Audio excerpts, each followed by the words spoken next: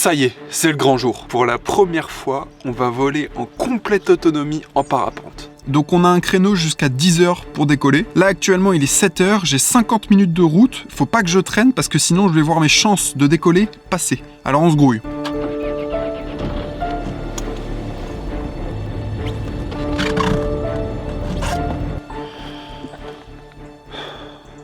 Je viens d'arriver en haut là, il est 8h15. Je commence à stresser. Honnêtement, je suis excité, mais j'ai aussi un peu peur. Je suis stressé, j'ai peur que en l'air, je me retrouve dans des rafales ou des choses comme ça, chose qui n'arrivera pas car j'ai vérifié la météo. Mais juste, ça me fait flipper. Et j'ai peur aussi parce que je suis sans moniteur pour la première fois. C'est flippant parce que je suis autonome quoi. Enfin, c'est une dinguerie. On est en octobre et t'as tous les arbres qui sont complètement orange. T'as des façades de montagnes orangées. Je trouve ça magnifique. En l'air, je me demande ce que ça va donner. J'ai trop hâte de me dire putain, je suis capable de voler seul en parapente. Un jour, j'aimerais bien pouvoir voler en biplace et emmener des gens avec moi en l'air. Ce serait encore plus stylé et ce serait tellement sympa de pouvoir partager cette passion, enfin ce sport. Oh là là, mais déjà, avant de prendre des gens avec toi, déjà prends-toi toi-même et fais en sorte de bien atterrir.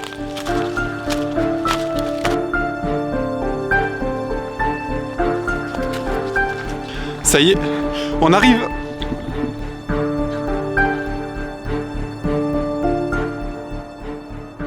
Il y a un brin de vent arrière, mais pour l'instant il est anecdotique, donc ça veut dire que je peux décoller.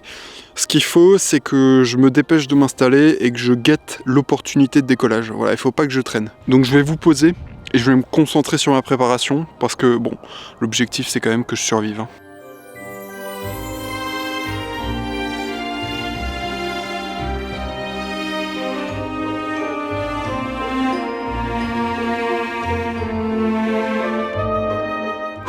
Bon voilà, j'ai démêlé la voile, j'ai vérifié la météo, j'ai vérifié mon parachute de secours, j'ai ma licence, j'ai mon assurance. Globalement j'ai tout. Maintenant j'ai plus qu'à ranger cette caméra et attendre le bon moment pour voler. Parce que comme je vous disais, il y a du vent arrière, donc il faut que j'attende que le vent arrière se calme. Allez c'est parti, on passe à la GoPro. Voilà, allez c'est bien. Tout roule, tout est bon, tout est bon. Ouais bah y a pas de souci. Quand y a pas de souci, ça veut dire que c'est bien préparé. On peut vérifier une dernière fois que j'ai bien démêlé, mais normalement il n'y a pas de souci. Soyez témoins.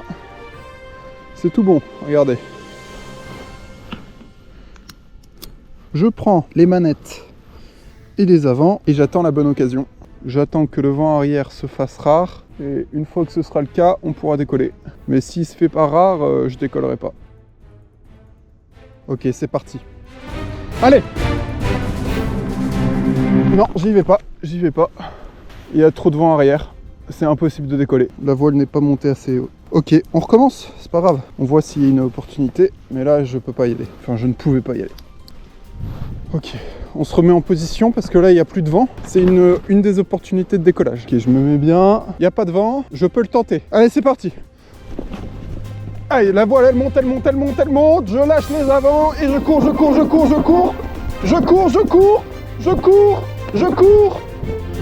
Oh putain!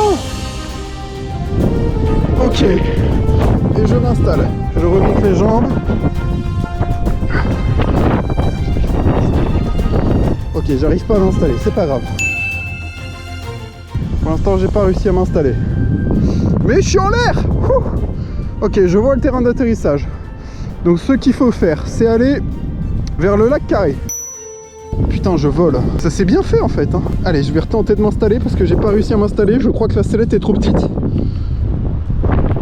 Ouais, la sellette est beaucoup trop petite. Bon, il est impératif que je rétablisse la vérité dès maintenant parce que le seul fautif dans cette histoire de sellette, c'est moi. Si je n'arrive pas à m'installer dans la sellette, c'est parce que je l'ai tout simplement beaucoup trop serré au niveau des sangles des épaules. Ce qui fait que je n'ai aucune liberté de mouvement dans la sellette et donc en l'air, en fait, je suis bloqué littéralement debout. L'école qui m'a vendu la sellette a très bien fait son boulot. Le seul et unique fautif dans cette histoire, c'est moi. Comme j'ai identifié d'où vient le vent, bah j'ai aucun souci parce que là je connais mon plan de vol, je sais comment ça va se passer, je sais comment me positionner, donc en fait il n'y a aucun souci là-dessus. Allez, le premier virage. Wouhou. Allez, on tourne encore, on n'arrête pas. clairement le vent de dos là.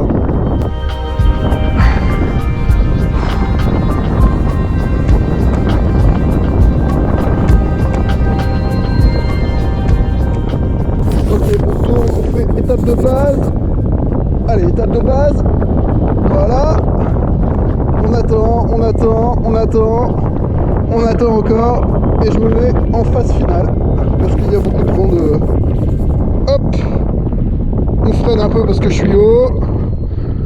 Voilà. Je reprends de la vitesse tout doucement. Et je freine sous les fesses. Putain de merde, j'ai atterri. Let's go. Putain, c'est une dinguerie, j'y suis arrivé. À part la sellette, j'ai pas eu de problème. Bon, la sellette, j'y pouvais rien. On me l'a vendue comme ça et on m'a dit en pantécole que je volais avec une sellette de taille L. J'ai les abdos qui sont cramés, j'ai l'entrejambe qui souffre comme un martyr. Mais j'ai atterri. Oh là là, c'est fou. Et je suis très content parce que j'ai réussi à savoir d'où venait le vent en l'air. Et ça, c'est la chose la plus importante parce que ça définit totalement ta phase d'atterrissage. Et là, si je l'avais pas bien cerné, j'aurais été dans le caca. Mais je l'ai bien cerné parce qu'il n'y a pas de souci, quoi, et que j'ai bien travaillé, que je me suis bien concentré, et que je me suis bien préparé aussi. Mais, oh là, j'ai réussi. Et je suis à terre, quoi, les gars. Oh, bah voilà, elle est posée par terre. J'ai réussi. Je suis officiellement parapentiste. Tout seul. Ok, maintenant il faut juste que je règle le problème de la sellette et une fois que ce sera réglé, je vais faire des vols où je vais me faire kiffer. Oh là là là là, ça va être une dinguerie. Allez, je remballe.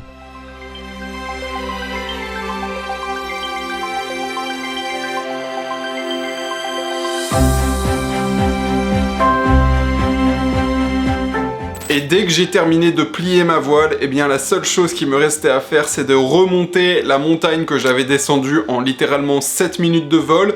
Eh bien je l'ai remontée en 1h30 de randonnée bien plaisante, mais c'est une chose qui est totalement normale dans la discipline, et d'ailleurs on appelle ça faire du marche et vol, parce que bah en fait tu marches et après tu voles. Moi je l'ai fait dans le sens inverse, mais ça marche dans les deux sens. En tout cas je suis très content d'avoir fait cette vidéo, et je suis très content surtout d'avoir abouti le projet que j'ai entamé il y a 2 ans. J'avais fait mon premier vol de parapente en stage en août 2023 et me voilà 2 ans plus tard, en novembre 2025, avec ma propre voile à voler en complète autonomie. Bordel, on a passé ce cap et là littéralement c'est une autoroute du kiff qui s'ouvre à nous. On va en profiter, on va aller à pleine allure sur cette autoroute. On va faire vroom vroom. Sur ce, mesdames et messieurs, n'hésitez pas à vous abonner, à liker et à commenter. Voilà, c'est 3 choses très importantes mais qui me soutiennent énormément. Et moi je vous dis à la prochaine.